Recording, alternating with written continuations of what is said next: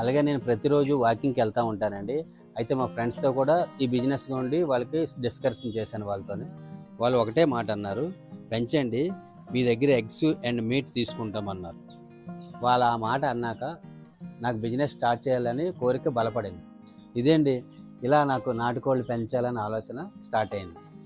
ఈ షెల్టర్ ఎలా చేశానో తెలుసుకోవాలనుకుంటే ఫుల్ వీడియో అని కామెంట్ సెక్షన్లో కామెంట్ పెట్టండి. అయితే నేను మామూలుగా చిన్నగా ఒక 10-20 కోళ్ళు తెద్దాం అనుకున్నానండి.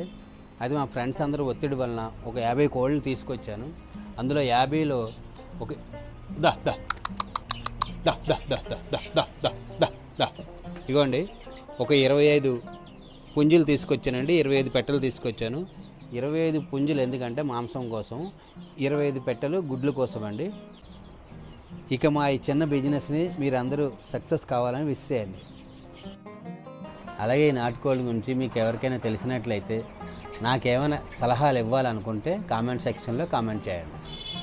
ఇదేంటి వీడియో మీకు నచ్చినట్లయితే లైక్ చేయండి, షేర్ చేయండి, సబ్స్క్రైబ్ చేసుకోండి.